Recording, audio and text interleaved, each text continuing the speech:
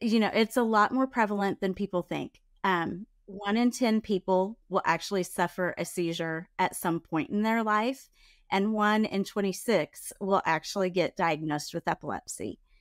So it's a lot more common than people realize.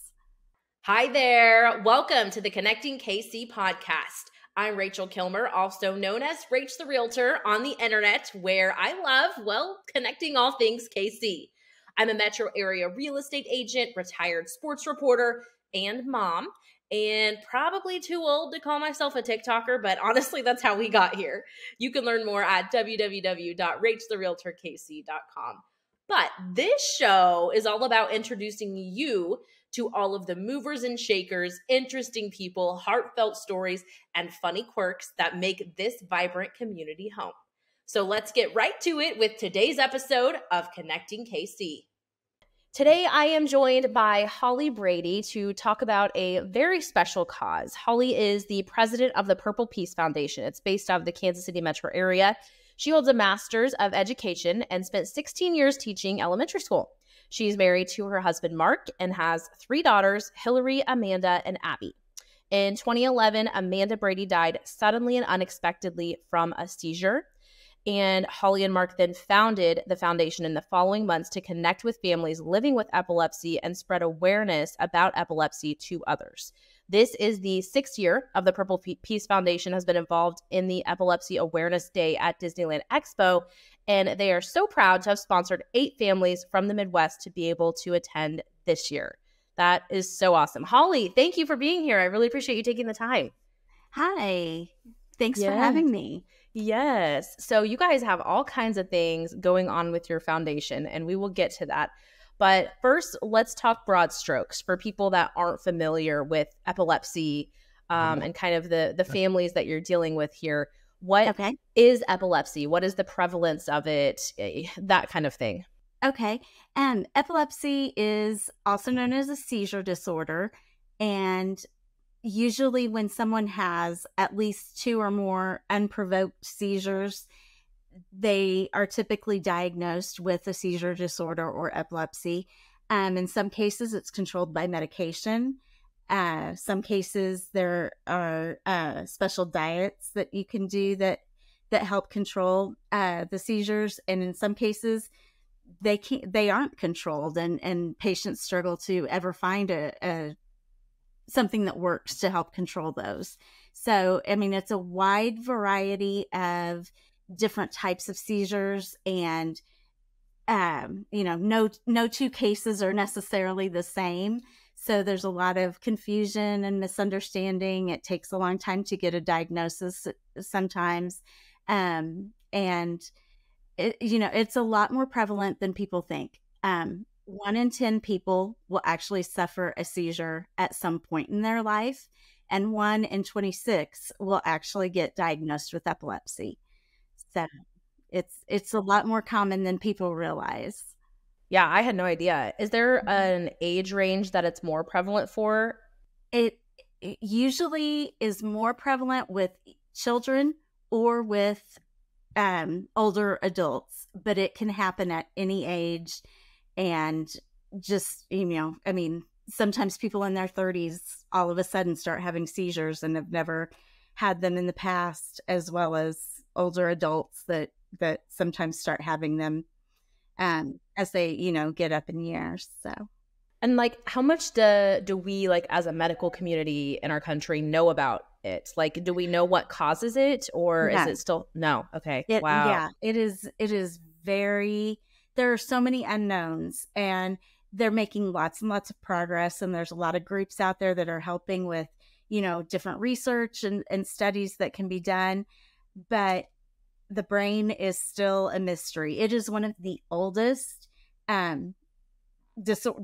disorders in history, and dates back to, I don't even know, early times. It's one of the oldest recorded medical disorders, but there's still so much unknown in dealing with the brain that there's a lot of questions still. Tell me about the origins of your story, and tell me about Amanda and how you guys are still kind of honoring her to this day with the foundation. Amanda was born in 1997. So she would be turning 26 this fall. Wow. Yeah. And, it's really, it's, you think of all the what ifs and what could have been and see all of her friends growing up and being young adults right now. It's fun to see that, but it's also kind of bittersweet too. And knowing that she's not experiencing that. She was diagnosed with epilepsy when she was about 2 years old. She started having seizures when she was about 10 months old. And we kind of went through that year and a half period of trying to figure out what was causing them. Never did find out. Um, Doing different tests and then finally having to put her on medication um, to try to control those. Um, so she had seizures growing up. She never had them regularly. She wasn't one of these kids that has a seizure daily or had they were predictable. They just kind of were random and happened whenever. She was on medications, a few different ones, and those controlled her a lot of the time. When she was in kindergarten, I guess, she had stopped. She hadn't had a seizure in a long time. We went about 18 months without having a seizure. So we took her off of some of the medications with the doctors working with her. And then about 6 months after we had taken her off, she started having seizures again in first grade. So we were back on the medication, back going through the testing, the EEGs with the doctors. And we tried different medications. We would get control for a while and then she'd go through a growth spurt or something, and so then we'd have to make adjustments and get those medications kind of reeled in a little differently. But we were going through, we did a couple of tests at times. When she was about 10, we stayed in the hospital for a week and they did constant EEG monitoring of her brain activity to see if she would be eligible for a brain surgery that would go in. If they could locate the specific place the seizure started, then they could go in and do surgery on that spot to try to stop the seizures. But she didn't end up being a candidate for that. So, back to the medications and doing different things. And then she was 13, and she passed away September 22nd of 2011. And that summer she had started having a few more seizures. We had been in touch with the doctor several times, trying to increase medications or adding a new medication. And she was home from school. It was a Tuesday morning. She was home from school and was taking a nap on the couch and had a seizure that was pretty severe. And my husband and I were both home and were there when she had it. We could just tell something was different when she started having that seizure. And within about a minute of the seizure starting, she stopped breathing. And so we called 911 and my husband started CPR. We went through the whole process. They got her to the hospital, but she had suffered, a loss of oxygen to the brain for a long time before they were able to get her breathing again. And so she ended up, passing a couple of days after that from the epilepsy. My husband sat down with the doctor while we were in the hospital and had a conversation with him about, what was different, what caused this, how did she, why did she die this time? And that was the first time we ever heard the word SUDEP, which stands for sudden unexplained death in epilepsy. And he said that, most likely that was the case, that it was a probable SUDEP. It didn't happen immediately because we were right there and we did everything we could to, prevent that or keep her living. But, he said we did everything and there was nothing more that could have happened. So he considered that a probable SUDEP uh, death. And that was when we first learned about it. They say that there are 50,000 people that die from epilepsy each year. I feel like I've met at least half of those. Yeah. Going through this, they say it's rare, and I keep saying, for as rare as it is, I sure meet a lot of people that have the same experience. But one of the biggest things that happened when we lost Amanda were so many people that came to me and said, "I never knew you could die from a seizure." And that was a big surprise. And I guess my response was, I knew it could happen, but I just never thought the likelihood of it was anything that I was that concerned of. Um, I mean, I knew it was a possibility, but if you have to go in and have your appendix taken out, they tell you all the things that could happen, but they don't usually. So that was kind of the likelihood of how I expected, that I did. That's kind of how I thought about it, that yes, it could happen, but it's not going to. And so I didn't realize that SUDEP could happen, that it could be a sudden thing that takes someone's life. Or I knew injuries could happen, I knew those kinds of things, but yeah, so it was a new learning process after that, and wanting to be able to educate and let other people know. Yeah. I mean, that is so wild after the amount of time that you guys had spent with doctors throughout her life and working on this and trying, that you just at that point heard that phrase. So SUDEP stands for sudden unexplained, say what it means again. Sudden unexplained death in epilepsy. Okay. And that is a big part of your mission as a foundation, right? Is to make sure that people know about this and aren't sitting in a hospital room hearing that for the first time, right? Correct.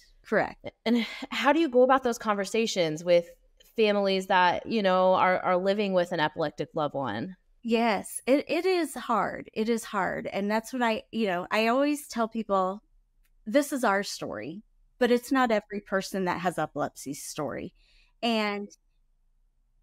But knowing that it can happen, and there are a few things, sometimes there's nothing that you can do, and it's not in your control, but there are things that you can do to help prevent, and being aware of those risks. And knowledge is power. You hear that, and that's exactly true. Knowing what can happen and being educated about it the best you can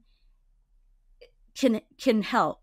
I mean, so understanding that taking your medicine, your medication every day at the same time, and being consistent about that, that's a huge thing. I've heard more than once of, like, teenagers, being a teen is hard anyway. And these teens that don't want all their friends to know they have epilepsy or that they have seizures. And especially, like, if once someone goes off to college, and if they're not consistent about taking that medication, they're putting themselves at more and more risk. And I personally have met families that have lost their children, college age children, that way, because it was just, they didn't know, and they didn't realize how important taking that medication was.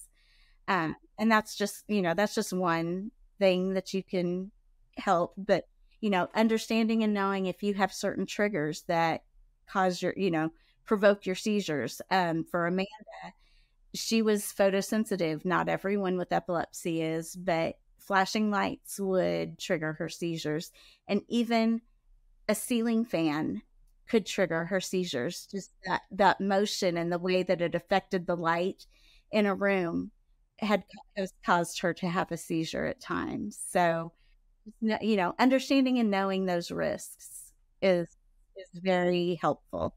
Yeah. And it seems like you guys do a lot of just like community building around this, doing things like Disneyland, and talk to me about that kind of arm of what you guys' mission is, just to like bring people that are living with this together. Sure. Um, we have I think it was in 2014 was probably the first year that we went out to Disneyland for their event. We found out about it and they were having an expo. So they invited us to come have a table so people could find out about our foundation.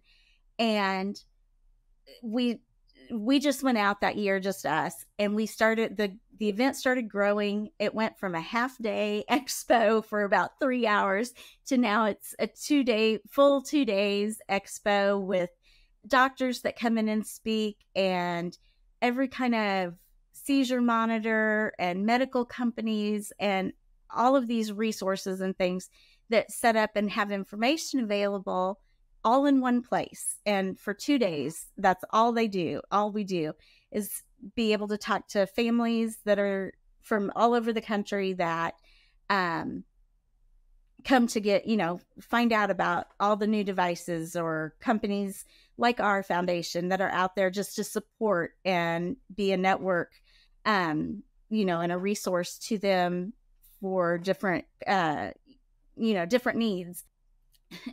One funny story, with one of the first years we were out there, we actually met 2 families that are from Kansas, about 2 hours away from here. But here we went all the way to California and we met local families, that are fairly local. And so we've stayed involved with them, and they've been to some of our different events and things. So, it's just fun to get to know people that are going through this and be able to build that connection with them, to be able to have those resources. Absolutely. Yeah. And it sounds like you guys have lots of fun fundraising opportunities coming up. Tell me about what's going on in the foundation. We have a lot going on this fall. Our big event we have coming up is our first ever gala, and that is going to be held in Shawnee, Kansas, at the B&B Shawnee Theater. I think it's the Shawnee 18 is the name of the theater. And we are actually hosting it in MTKC, Music Theater Kansas City's live theater inside of B&B Theater. So we're having our event there. We will have silent auctions and raffles and just lots of fun. We are starting the evening with desserts and cocktails. So, we would love for people to come out and join us and learn a little bit about our foundation. We're going to share stories of some of the families and their journeys with epilepsy, and be able to, just be able to spread that awareness and understanding a little bit. And then, share more about our foundation and what we're doing and what our goals are here in Kansas City to raise awareness. So, and then the evening ends with, we have, it's called Survey Says. It's like Family Feud style game show company coming in, and we'll have live stage set up for that. And we'll have people, just people who are attending will have the opportunity to participate in that game, and we'll play a few rounds of Survey Says. So should be fun. That's super fun. I love that. I love when a gala does something like a little off the wall other than the typical. So that'll be fun. Yeah, get people involved. Love it. Well, that is so awesome. You guys clearly have lots going on, have seen lots of success already, and much more sure to come. So a couple more questions. First of all, for people that want to know more about the foundation, about you guys, about your story, where can they find you? We are on, our website is purplepeacefoundation.org. And then we are also on Facebook and Instagram. I'm not great at Instagram, but we are getting there. You're there. It's Purple Peace Foundation on both of those platforms as well. Okay. Perfect. Very good. Okay. Last question has nothing to do with anything other than it's something I ask everyone that comes on the show. And that is, what is a great meal that you've had in Kansas City recently? Oh So my goodness. went out to eat and just, it was amazing. And everyone needs to go try whatever dish at whatever restaurant. Well, this is local here in Blue Springs. I love Johnny's Tavern. Okay. Mm-hmm. Yes. Johnny's Tavern is one of our favorites that we go to. And I love their chicken pecan salad. So really? Okay. I've never thought to order a salad there before, but yeah. Yeah, Huh. they have a great chicken pecan salad. So okay. I love it. I love it. I'll have to try that. This is selfishly just me trying to figure out what I'm going to eat when I ask people that. So add it to my list. So okay. All right. Well, Holly, thank you so much for being here and for all the work you're doing. I'm sure it has touched more lives than you guys even know at this point. Thank you. Really appreciate your time and your vulnerability. And everyone go check out the Purple Peace Foundation. And we'll see you next time. Thanks for listening. Bye.